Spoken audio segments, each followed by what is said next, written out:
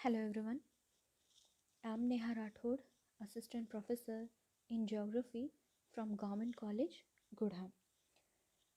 आज का हमारा टॉपिक है ट्रॉपिकल साइक्लोन। इस वीडियो में हम बात करेंगे उष्णकटिबंधीय चक्रवात के बारे में। इससे पहले वाले वीडियो में हम शीतोष्ण कटिबंधीय चक्रवात टेम्परेट साइक्लोन के बारे में डिस्कशन कर चुके हैं। तो आज का हमारा टॉपिक है ट्रॉपिकल साइक्लोन। तो ट्रॉपिकल साइक्लोन होता क्या है? उष्णकटिबंधीय चक्रवात। उष्णकटिबंधीय चक्रवात जो है यह कर्क तथा मकर रेखाओं के मध्य उत्पन्न होते हैं और इसीलिए इनको उष्णकटिबंधीय चक्रवात के नाम से जाना जाता है।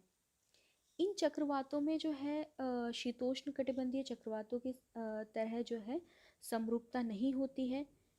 इन चक्रवातों के कई रूप होते हैं। इनकी गति, आकार और जो मौसम संबंधी तत्व होते हैं उनमें पर्याप्त अंतर होते हैं। निम्न अक्षांशों में मौसम खासकर वर्षा पर उष्णकटिबंधीय चक्रवातों का जो प्रभाव है वो बहुत अधिक होता है।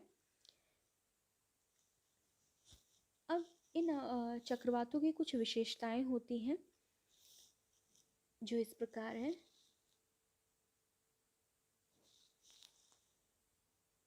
उष्णकटिबंधीय चक्रवातों का जो आकार है उसमें काफ़ी अंतर होता है। सामान्य रूप में इनका जो व्यास है वो 80 से 300 किलोमीटर तक होता है, लेकिन कभी कभी ये 50 किलोमीटर से छोटे भी होते हैं। इसके बाद में ये चक्रवात जो हैं ये विभिन्न गति से आगे बढ़ते हैं। साधारण रूप से लेकर प्रचंड इनका रूप हो सकता है। जो क्षीण चक्रवात होते हैं, हल्के चक्रवात होते हैं, वो 32 किलोमीटर प्रति घंटे की चाल से चलते हैं, जबकि जो हरिकेन होते हैं वह 120 किलोमीटर प्रति घंटे से भी अधिक तेज चलते हैं। सुपर चक्रवात जो होते हैं वो 200 किलोमीटर प्रति घंटा से भी अधिक तेज रफ्तार से चलते हैं। यह चक्रवात सागरों के ऊपर बहुत तेज चलते हैं, परंतु जैसे ही ये स्थलों पर पहुंचते हैं ये क्षीण होने लगते हैं और जैसे ही आंतरिक भागों में पहुंचते हैं ये पूरी तरह से समाप्त हो जाते हैं। यही कारण है कि महाद्वीपों के केवल तटीय भागों को ही ये चक्रवात जो है वो अधिक प्रभावित करते हैं।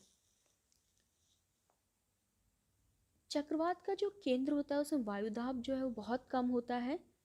समदाब रेखाएं वृत्ताकार होती हैं, लेकिन इनकी जो संख्या होती है वो बहुत कम होती है। हरिकेन में केंद्र से बाहर की ओर वायुदाब तीव्रता से बढ़ता है और जिस कारण हवाएं जो है वो तेजी से केंद्र की ओर बढ़ती हैं और तूफानी गति जो है वो धारण कर लेती हैं।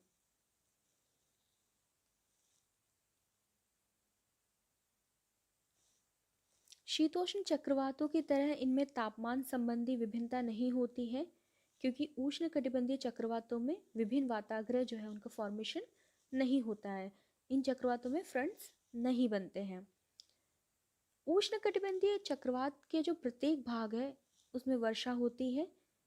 वर्षा की विभिन्न कोशिकाएं जो है वो इसमें नहीं होती है। जैसे हमने जब टेम्परेट साइक्लोन पढ़ा था तो उसमें हमने देखा कि जब उष्ण वाताग्रह आता है तब वर्षा होती है, फिर जैसे ही उष्ण वृत्तांश आता है वर्षा रुक जाती है, फिर जब शीत वाताग्रह आता है तब फिर वर्षा होती है कपासी मेघों से, और जैसे ही शीत वृत्तांश आता है वर्षा जो है वो फिर से रुक जाती है। तो इस तरह का जो कोई जो है वो इस उष्णकटिबंधीय चक्रवात में नहीं होता है।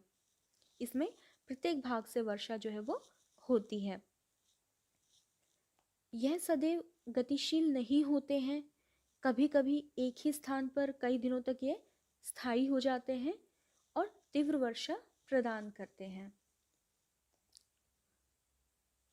उष्णकटिबंधीय चक्रवातों का जो भ्रमण पथ है वो भिन्न भिन्न क्षेत्रों में विभिन्न होता है। सामान्य तौर पर यह व्यापारिक हवाओं के साथ पूर्व से पश्चिम दिशा में चलते हैं। भूमध्य रेखा से 15 डिग्री अक्षांश तक इनकी भ्रमण दिशा पश्चिम और 15 डिग्री से 30 डिग्री तक ध्रुवों की ओर और उसके आगे पुनः पश्चिम हो जाती है। परंतु यह चक्रवात उपोष्ण कटिबंध में प्रविष्ट होते ही समाप्त होने लगते हैं। उष्णकटिबंधीय चक्रवात वर्ष के निश्चित समय में ही आते हैं। खासकर जो इनका समय होता है वो ग्रीष्मकाल होता है, मोस्टली ये समर में ही आते हैं, शीतकाल में दिखाई नहीं देते हैं। और शीतोष्ण चक्रवातों की तुलना में इनकी संख्या तथा प्रभावित क्षेत्र जो है वो भी कम होते हैं। अपनी प्रचंड गति तथा तूफानी स्वभाव के कारण यह चक्रवात जो है वो अत्यधिक विनाशकारी जो है वो होते हैं। यह तो थी इस चक्रवात की विशेषताएं। अब हम बात करेंगे इन चक्रवातों के प्रकार के बारे में। उष्णकटिबंधीय चक्रवातों के प्रकार।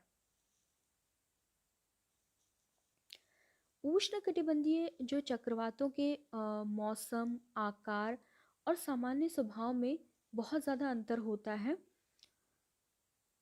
और तीव्रता के आधार पर इनको 4 भागों में विभक्त किया गया है।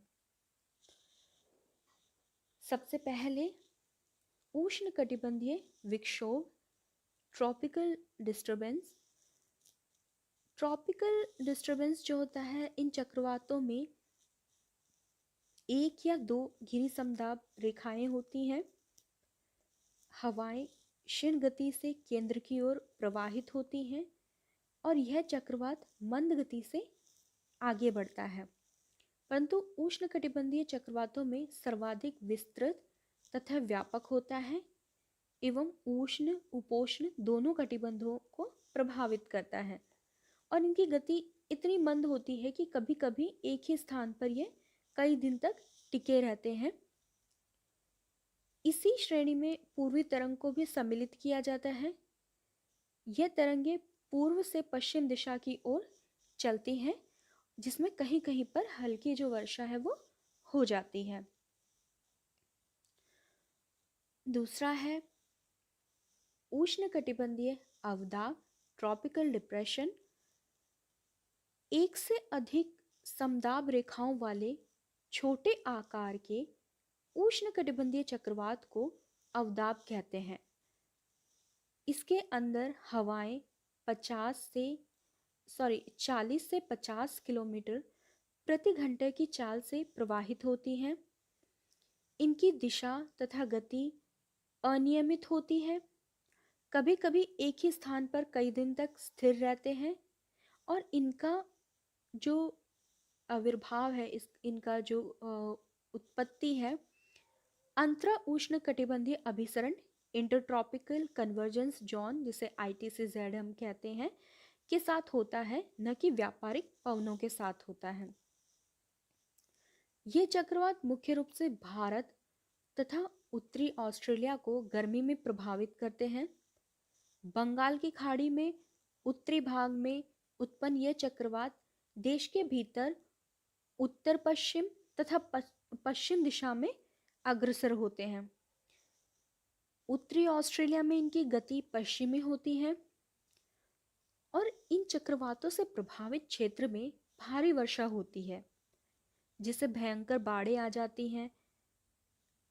जापान तथा चीन के दक्षिणी भागों को ये चक्रवात प्रभावित करते हैं। तो ये थे उष्णकटिबंधीय अवदाब। इसके बाद हम बात करेंगे उष्णकटिबंधीय ये हरिकेन के बारे में। इसमें कई घिरी समदाब रेखाओं वाले विस्तृत उष्णकटिबंधीय चक्रवात को हरिकेन,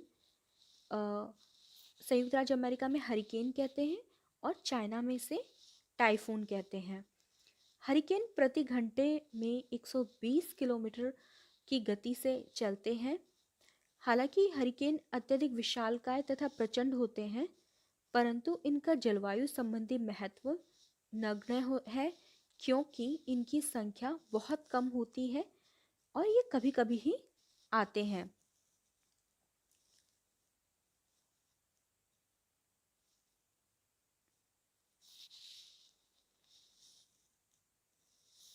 तो यह जो है उष्णकटिबंधीय चक्रवातों के प्रकार थे, जिसमें सबसे ज़्यादा मतलब कम विनाशकारी होता है वो उष्णकटिबंधीय विक्षोभ होता है, और सबसे अधिक विनाशकारी जो होता है वो हरिकेन या टाइफून होता है।